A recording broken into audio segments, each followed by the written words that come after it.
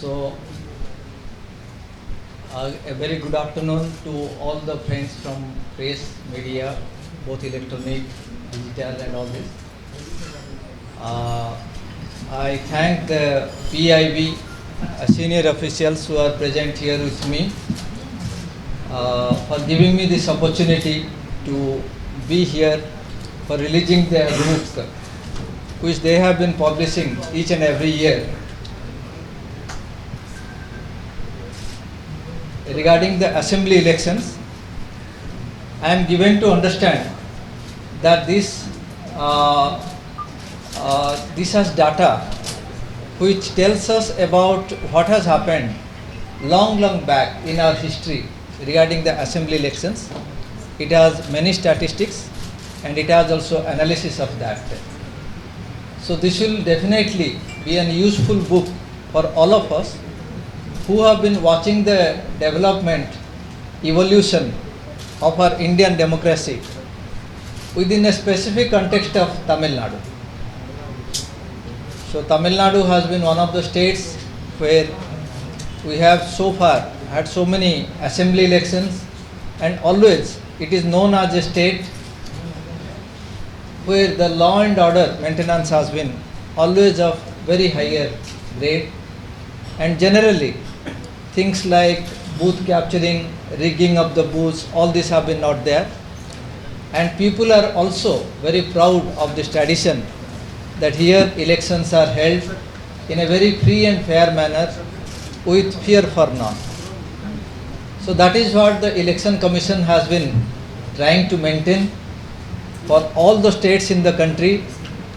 And because of our diversities in different states, different regions, different areas, since we are diverse with relation to the economy, with relation to the region, religion, caste, creed, and whatever, but still then we have always presented ourselves as one country when elections came, and elections have been held here in this country in a very free and fair manner, so that we are continuously enjoying the fruits of democracy. So the differences of opinion, differences of whatever may be there, but when it comes to the ballot, the people have been selecting and electing their leaders in a very free and fair manner. So that is what is happening over the years. Though I must admit that we have still certain length to go for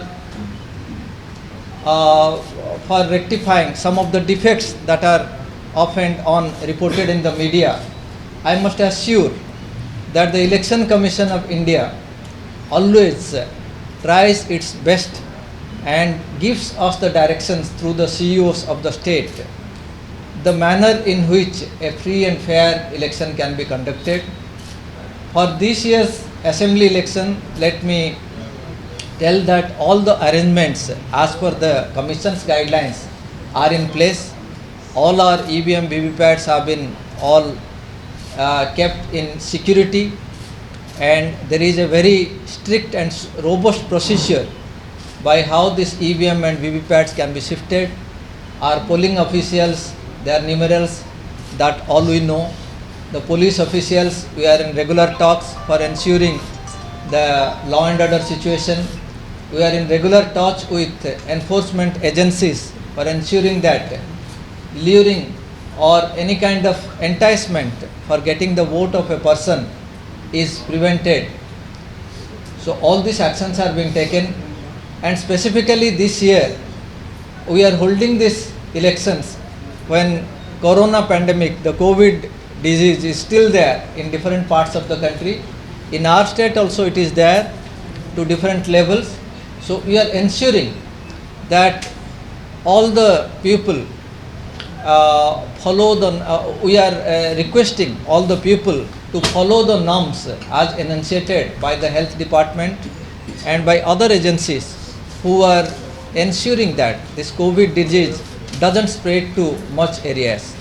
From Election Commission of India guidelines, we are ensuring that each and every district has specific meeting places where large number of people can participate, by following the COVID norms of 6 feet distance and using the mask so that others are not affected. So I would request once again that let us all take this responsibility to ensure that the disease doesn't spread more, because with the election coming and more people participating in this democratic tradition, definitely we need to be careful. Similarly, the political parties, they have been also issued certain kind of guidelines what they need to follow for their meetings and other things, and for coming for nomination, all these things have been also informed to them. And as far as the polling day is concerned, we are ensuring that everybody will be getting one gloves for their hand, so that for pressing the ballot button, as well as for a COVID affected patient who has not given his or her postal ballot up to the 5th day of the start of date of notification, they can come to the polling booth and put their vote also, and specific arrangements are being made. The health department is also following it up, and from Election Commission of India, we are keeping the PPE kits ready in our centers in case some COVID patients also come. Apart from that, for the pupils with disability, we are having special efforts to ensure that each and every polling station we provide at least a wheelchair for them, and also for the people who are disabled by vision, for them also several things related to their knowing from the EPIC card to certain other things which they would like to know when they come to a polling station. Braille printing has also been organized for them. We are ensuring that assured minimum facility like water, toilet, electricity, all these things are provided in each and every booth without fail. This year we have the additional responsibility of having almost 34% of more number of polling stations. To that extent, we are making our officials ready to rise up to the occasion. The trainings are undergoing at various parts of the state, and we are very vigilant that that any kind of incentive or inducement for voting doesn't take place. Several observers have been deployed by the Election Commission. 2 special expenditure observers have been also deployed.